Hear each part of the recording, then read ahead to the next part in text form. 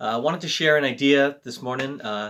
So, reflecting on, there was a comment on Facebook about kids in the park and they were breaking bottles and someone was upset. And that is upsetting. It's antisocial behavior. I came across this reading uh, in my study this morning, and it's from a guy named Jurgen Moltman, who is a living theologian. He's a guy who he fought in World War II, and he's pretty well respected internationally. And he dwells on some key ideas that I think you'll relate to. One, that God suffers with humanity. A lot of people talk about God, and he's up there and he's watching, and why isn't he involved? Why does he do it? Why doesn't he put a stop to it all? And this guy Moltmann says, no, but you don't understand. God entered into humanity, right? Emmanuel, God with us, the nativity, the incarnation of Christ. And so he's promising humanity a better future by Jesus' example and still interacting with us even though we're going through things. And another key idea from this guy, Jurgen Moltmann, is a person's identity and self are deeply constituted by their relationships.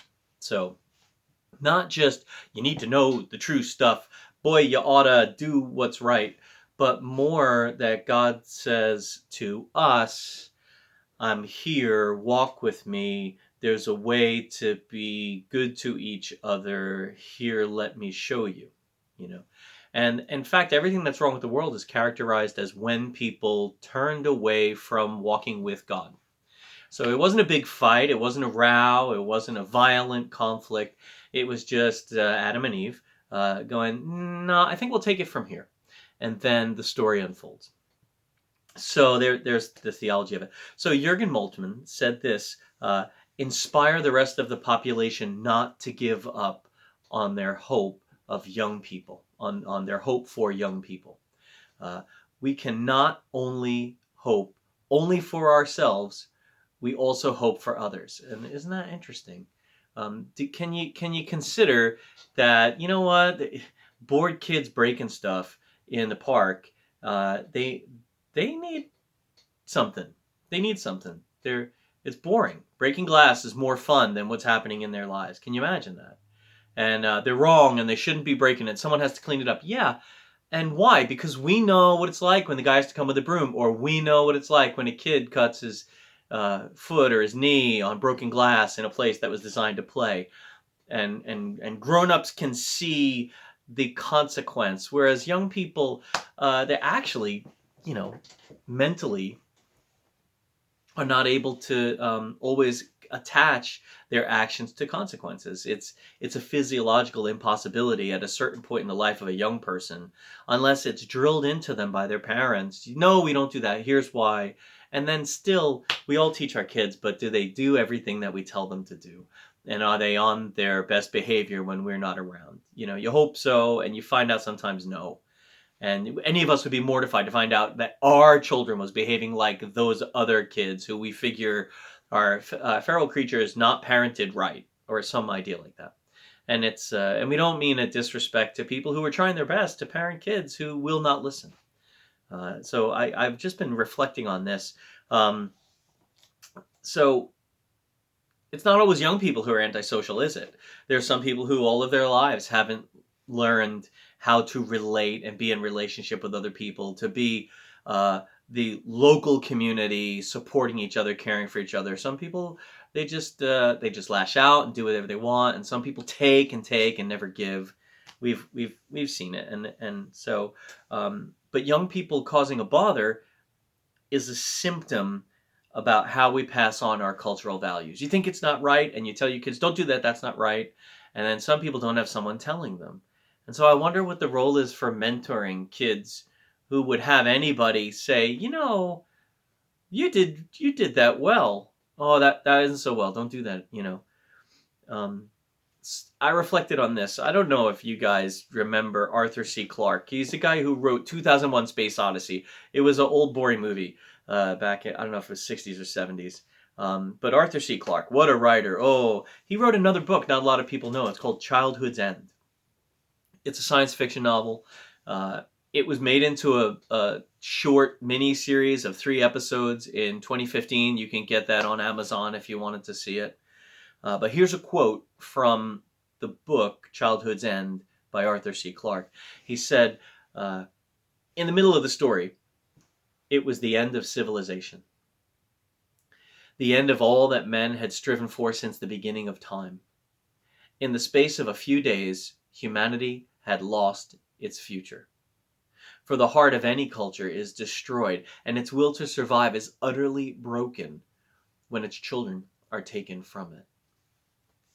So Arthur C. Clarke, people thought he was a smart guy when he wrote stuff like that, and they said, "Oh, this is great literature." What do you think when you hear stuff like that? I'm the minister of the Baptist Church. I thought I would share with you something from the Bible on the subject. In Deuteronomy, in chapter 6, in verse 4, you get what's called the Shema. It's the great proclamation to people about God. And maybe you've heard it. Hear, O Israel, the Lord our God, the Lord is one. And have you ever been to a home of a Jewish believer and they have a little thing up in their doorpost, and when they walk in, they kind of touch it and give a kiss. Just, I remember that God as I go into my house. And there's a reason that they do that, because in Deuteronomy chapter 4, it says, "Love the Lord your God with all your heart, with all your soul, and with all your might." Do you remember Jesus quoted this? And it says, these things I'm telling you today should be on your heart. You should teach them diligently to your children, and talk of them when you sit in your house, and when you walk in the way, and when you lie down, and when you rise. Bind them as a sign on your hand, and let them be as frontlets between your eyes, and you shall write them on the doorposts of your house and on your gates. Like, this stuff is so important. Don't let it slip away. So that's what the Bible tells Jewish believers about passing on your Jewish culture to your Jewish kids, or followers of God. Here's stuff about God. Don't forget about God. Tell your kids about it. Today we were talking about, don't break bottles. We're talking about do unto others as you would have them do unto you. We're saying don't make a mess, because then you'll have to clean up a mess. And don't make a mess for someone else, because you wouldn't want someone else to make a mess for you. Doesn't anybody tell kids that anymore? And so rather than wagging our fingers at the youth of today, I wonder if we could remember our youth. And if you were someone who learned your lessons from your parents and your grandparents, and you don't have sympathy for someone who hasn't learned their lessons, well, maybe we need to have sympathy anyway. And maybe there's something that we all could do for one another and for each other's kids, rather than just go and yell and have a holler. Maybe just engage with these young people and find out why their lives are so boring and empty that breaking glass is more interesting. I think that's the stuff. The Proverbs chapter 22 verse 6 says, "Direct your children onto the right path, and when they're older, they will not leave it." And so hopefully you're doing that in the life of your kids. And if you see kids out there, maybe they have parents who don't know what they're up to, and rather than laying into them, you can just remind them who they are.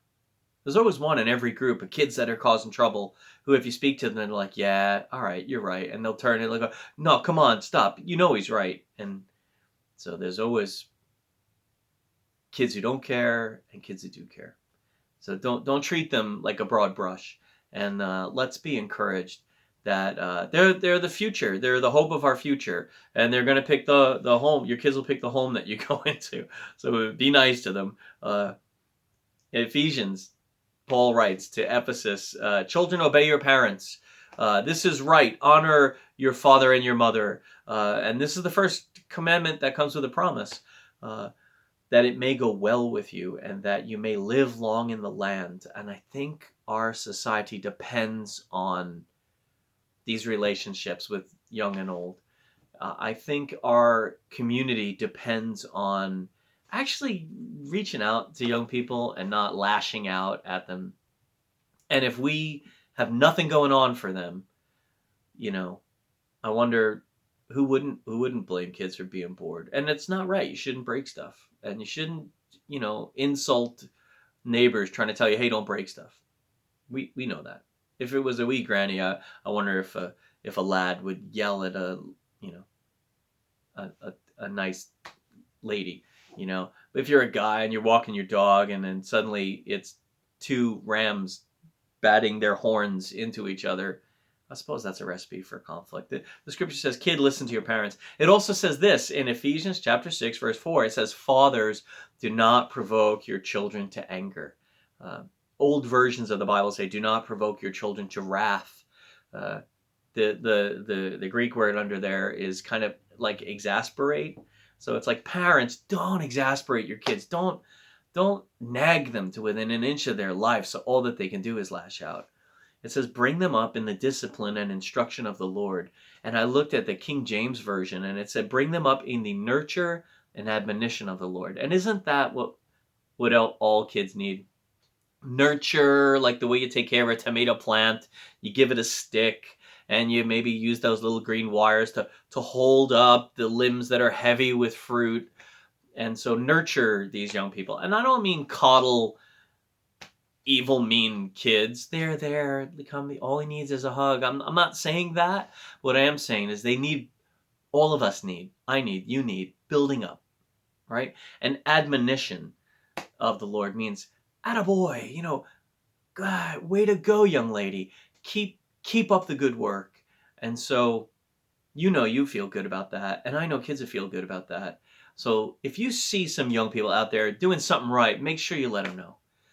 And if you see kids doing something wrong, I think they should be engaged, but maybe not just to holler and throw insults back and forth. I wonder if there's not a way to I walk up and I just talk to people. And these days they think that's odd. Like, why is this guy talking to us? But actually, they're not used to someone paying attention to them, I find. And I do care about them. And I know you care about them too. That's why we make all of our comments on Facebook. Don't lash out at parents. Maybe kids don't listen to their parents. Don't lash out at kids. Maybe they've never been told what's right. But together, as a community, let's remember this guy Moltman who said, inspire the rest of the population not to give up hope for the young people, even if they're not yet in line with society and culture. Sometimes they're defining important changes in society and culture. And so if something's wrong and breaking bottles is symptoms of it, let's think about who's teaching our kids and what are they learning and what's important. Big long talk. I'm going to stop now. So thanks for your time and goodbye, Alva, and the rest of the world if you're peeking at this later on. Take care.